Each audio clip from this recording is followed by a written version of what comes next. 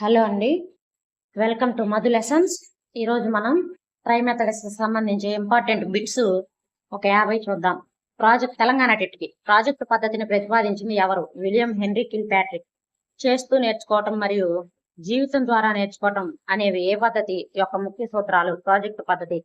ఆగమన పద్ధతిలో బోధనా సూత్రం ఏ విధంగా ఉంటుంది? ప్రత్యేక అంశాల నుండి సాధారణ అంశాలకు. నిగమన పద్ధతిలో బోధనా సూత్రం ఏది?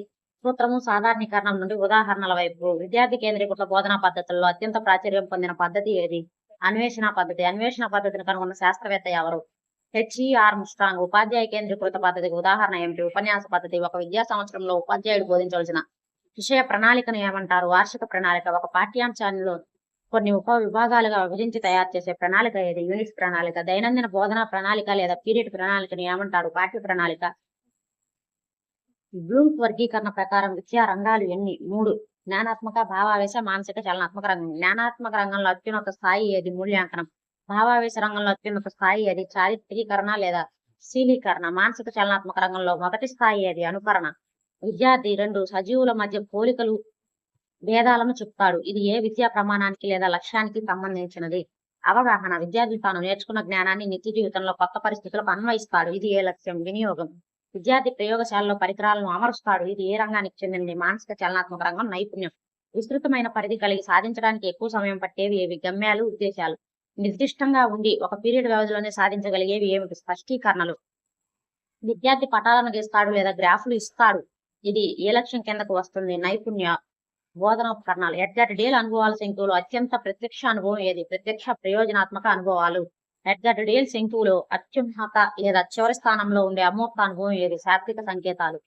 త్రిమితీయ ఉపకరణానికి ఉదాహరణ ఏమిటి? గ్లోబు లేదా నమూనాలు. శ్రవణ ఉపకరణాలు ఉదాహరణ ఏమిటి? Radio, tape record. దృశ్య శ్రవణ ఉపకరణానికి ఉత్తమ ఉదాహరణ ఏది? Television, computer, cinema.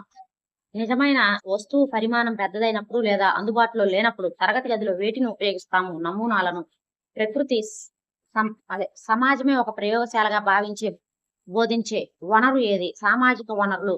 Community resources. ఒక ప్రాంత చరిత్ర లేదా భౌగోళిక పరిస్థితులను ప్రత్యక్షంగా తెలుసుకోవడానికి ఉపయోగపడే పద్ధతి ఏది? క్షేత్ర పర్యటనలు. చార్ట్లు, ఫ్లాష్ కార్డులు, నల్లబల్ల అనేవి ఏ రకమైన ఉపకరణాలు? దృశ్య ఉపకరణాలు. పరిమాణాన్ని తగ్గించి లేదా పెంచి తెరపై చూపించడానికి ఉపయోగపడే ప్రొజెక్టర్ ఏది? Over head projector. ఏపీ డయాస్కోప్. బోధన అభ్యసన ప్రక్రియ జరుగుతున్నప్పుడు విద్యార్థి ప్రగతిని నిరంతరం అంచనా వేసే మూల్యాంకనం ఏది? విద్యార్థి ప్రగతిని నిరంతరం అంచనా వేసే మూల్యాంకనం ఏది? నిర్మాణాత్మక మూల్యాంకనం. Formative assessment. ఒక కోర్సు లేదా విద్యా సంవత్సరం చివరిలో నిర్వహించే మూల్యాంకనం ఏది? సంగ్రహణాత్మక మూల్యాంకనం. Summative assessment. విద్యార్థుల అభ్యసన లోపాలను గుర్తించడానికి నిర్వహించే పరీక్షలను ఏమంటారు? లోప నిర్ధారణ పరీక్షలు. సిసిఈ అనగా విస్తరణ రూపం ఏమిటి? నిరంతర సమగ్ర మూల్యాంకనం. నిరంతర సమగ్ర మూల్యాంకనంలో సమగ్ర అనగా అర్థం ఏమిటి? సంజ్ఞానాత్మక మరియు సహ సంజ్ఞానాత్మక రంగాలు 2. ఒక మంచి పరీక్షకు ఉండవలసిన నిలకడతను అనే లక్షణం ఏమంటారు? విశ్వసనీయత అంటారు. ఏ లక్ష్యం కోసం అయితే పరీక్ష రూపొందించామో ఆ లక్ష్యాన్ని అది కొలిస్తే దాన్ని ఏమంటారు? సార్థకత లేదా ప్రామాణికత అంటారు. పరీక్షించే వ్యక్తి ప్రభావం మార్కులపై పడకుండా ఉండే పరీక్షా లక్షణం ఏది? వస్తునిష్టత. కరికులం అనే పదం ఏ లాటిన్ భాషా పదం నుండి ఉద్భవించింది?